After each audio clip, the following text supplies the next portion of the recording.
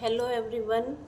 आज हम जून 2025 की जो क्रोनोलॉजी है उसका करंट अफेयर पढ़ेंगे और इसके अंदर हम सिर्फ राजस्थान का करंट अफेयर पढ़ेंगे क्योंकि राजस्थान का करंट अफेयर है वो राजस्थान के कई एग्ज़ाम के लिए बहुत इम्पोर्टेंट है, जैसे कि 3rd ग्रेड हो गया, 2nd ग्रेड हो गया, 4th ग्रेड हो गया, हाई कोर्ट की जो भी वैकेंसी आई है उसके लिए। तो हम इसमें स्पेशली सिर्फ राजस्थान का एक बार पढ़ेंगे। हम राजस्थान वाला पेज ओपन करते हैं। ये रहा प्रादेशिक परिदृश्य।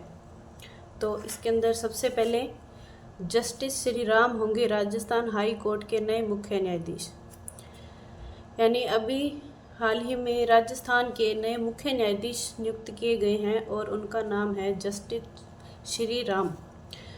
मद्रास हाईकोर्ट में मुख्य न्यायाधीश जस्टिस के.आर. श्रीराम को सुप्रीम कोर्ट कॉलेजियम 28 मई 2025 को राजस्थान हाईकोर्ट का नया मुख्य न्यायाधीश नियुक्त करने की सिफारिश की है। ठीक है, नियुक्त करने की सिफारिश की थी। ये जून की क्रोनोलॉजी है तो इसमें ये सिफारिश का बताए हुए और अब ये बन चुके हैं। इसमें हम सिर्फ जो इम्पोर्टेंट चीज़ें हैं सिर्फ उन्हीं को पढ़ेंगे। और उसके बाद है इसके बाद है वह वर्तमान मुख्य न्यायाधीश जस्टिस M.M. श्रीवास्तव का स्थान लेंगे। पहले इनके स्थान पर जस्टिस M.M. श्रीवास्तव थे, उनका अब तबादला मद्रास हाईकोर्ट के मुख्य न्यायाधीश के रूप में किया गया है। अब है कि मुंबई में जन्मे जस्टिस श्री राम, यानी कि ये जो श्री राम जी हैं ये मुंबई में इनका जन्म हुआ है 2016 में। बॉम्बे हाई कोर्ट के स्थायी जज भी नियुक्त किया गया था और सितंबर 2024 में इन्हें मद्रास हाई कोर्ट का मुख्य न्यायाधीश नियुक्त किया गया था। राजस्थान हाई कोर्ट में 3 न्यायाधीशों की नियुक्ति की सिफारिश, यानी इनके अलावा और राजस्थान के अंदर 3 मुख्य न्यायाधीशों की भी नियुक्ति की सिफारिश की गई। वो कौन कौन से हैं? सुप्रीम कोर्ट कॉलेजियम ने राजस्थान हाई कोर्ट में वकील कोटे से 3 नए जजों के नाम की मंजूरी 29 मई 2025 को दी है। इसमें हमारे लिए इनके नाम इम्पोर्टेंट है और ये कहाँ से है ये इम्पोर्टेंट है। तो इसमें है कि इनमें जयपुर से विपिन गुप्ता है और रवि चिनारिया है, ये भी जयपुर के हैं। जोधपुर से संजीव पुरोहित का नाम है। और उसके बाद है मुख्य न्यायाधीश सहित जजों के 50 पद स्वीकृत है, यानी कि मुख्य न्यायाधीश के साथ मतलब टोटल कुल कितने न्यायाधीश हमारे उच्च न्यायालय में हैं तो वो है 50। इसके अंदर मुख्य न्यायाधीश भी शामिल है। फिर अगला है इसके बाद अगला है जयपुर और रूस के सेवेरोडविस्क शहर के बीच सहयोग समझौता MOU। ठीक है, हाल ही में जयपुर नगर निगम और रूस के अरखानगेल्स्क क्षेत्र के सेवेरोडविस्क शहर के बीच एक सहयोग समझौता पर हस्ताक्षर किए गए हैं। यह समझौता जयपुर ग्रेटर नगर की मेयर सौम्या गुर्जर और सेवेरोडविस्क शहर के प्रमुख इगोर वी आर्सेट-येव के मध्य हुआ। यह समझौता शिक्षा, पर्यटन, संस्कृति और शहरी विकास जैसे क्षेत्रों में द्विपक्षीय सहयोग को बढ़ावा देने के उद्देश्य से किया गया। उल्लेखनीय है कि ब्राजील में आयोजित BRICS plus association of cities and municipalities के जनरल असेंबली में जयपुर ग्रेटर नगर निगम की महापौर डॉक्टर सौम्या गुर्जर ने देश का प्रतिनिधित्व किया था। ठीक है, ये हो गया जयपुर और रूस के बीच में जो MOU हुआ है उसके बारे में। उसके बाद यहाँ है कोटा में प्रधानमंत्री दिव्यांश केंद्र का उद्घाटन, यानी कोटा के अंदर प्रधानमंत्री दिव्यांश केंद्र का उद्घाटन किया गया है। लोकसभा अध्यक्ष ओम बिरला, जो कि खुद कोटा से हैं, ने दिव्यांग व्यक्तियों को सशक्त बनाने और उन्हें सहायक उपकरण वितरित करने के लिए कोटा राजस्थान में प्रधानमंत्री दिव्यांश केंद्र PMDK का उद्घाटन 19 मई 2025 को किया है।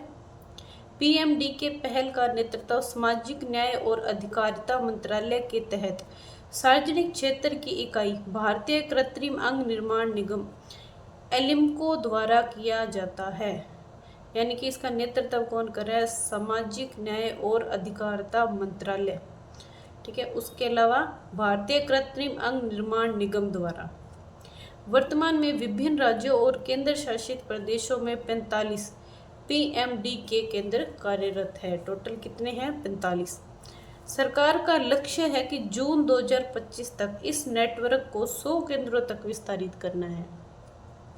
फिर प्रधानमंत्री ने बीकानेर से किया देश के 103 अमृत स्टेशनों का उद्घाटन। प्रधानमंत्री नरेंद्र मोदी ने 22 मई 2025 को बीकानेर राजस्थान के पलाना देशनोक में 26,000 करोड़ की विकास परियोजना का उद्घाटन और शिलान्यास किया है। इसमें अपने को ये ध्यान रखना है कि ये कहाँ पर किया गया है? पलाना देशनोक जो बीकानेर के अंदर है वहाँ। और इसमें कितना व्यय हुआ है? 26,000 करोड़। और इसकी डेट याद रखनी है 22 मई 2025 को। और ये प्रधानमंत्री नरेंद्र मोदी द्वारा किया गया। फिर इसमें मतलब जो मेन काम किए गए हैं वो कौन कौन से किए गए हैं? वो ये है कि PM ने 18 राज्यों और केंद्र शासित प्रदेशों के 86 जिलों में 1100 करोड़ से अधिक लागत से बने 103 पुनर्विकसित अमृत स्टेशनों का उद्घाटन किया है। इनमें राजस्थान के 8 स्टेशन, अब हमें ये 8 स्टेशन याद रखने हैं। पहला है देशनोक, गोगामेड़ी, बूंदी, मांडलगढ़, गोविंदगढ़, मंडावर, महुआ रोड, फतेहपुर, शेखावटी और राजगढ़। ठीक है। देशनोक रेलवे स्टेशन को करनी माता मंदिर की वास्तुकला से प्रेरित होकर डिजाइन किया गया है। यानी वहाँ के रेलवे स्टेशन को भी डिजाइन किया गया है और वो करनी माता मंदिर से की वास्तुकला से प्रेरित होकर किया गया है। Railway connectivity Bikaner Mumbai express train और चूरू सादुल शहर रेल लाइन। यानी बीकानेर वाली को हरी झंडी दिखाई, यानी ये स्टार्ट की गई। और चूरू से शादुलपुर रेल लाइन 58 किलोमीटर की आधारशिला, यानी ये रेल लाइन की आधारशिला रखी है और ये ट्रेन को हरी झंडी दिखाई। कई रेल लाइनों जैसे कि सूरतगढ़, फलोदी, फुलेरा, डेगाना, उदयपुर, हिम्मत नगर, फलोदी, जैसलमेर, समदड़ी, बाड़मेर के विद्युतीकरण को राष्ट्र को समर्पित, यानी कि वहाँ जो विद्युतीकरण को राष्ट्र को समर्पित किया गया है। फिर आगे है कि बिजली परियोजनाएं कौन कौन सी? बीकानेर और अन्य स्थानों पर सौर व बिजली परियोजनाओं का उद्घाटन, आधारशिला रखी। नर्सिंग कॉलेज राजमंद, प्रतापगढ़, भीलवाड़ा और धौलपुर में नर्सिंग कॉलेजों का उद्घाटन किया गया। यानी राजमंद, प्रतापगढ़, भीलवाड़ा और धौलपुर, ये 4 जो जिले हैं वो हमें याद रखने हैं। यहाँ पर नर्सिंग कॉलेज की स्थापना की गई थी।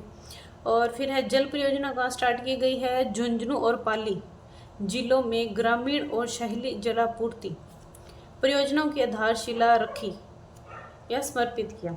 ठीक है। और फिर है करनी माता मंदिर दौरा। PM मोदी ने देशनोक स्थित करनी माता मंदिर में पूजा अर्चना भी की।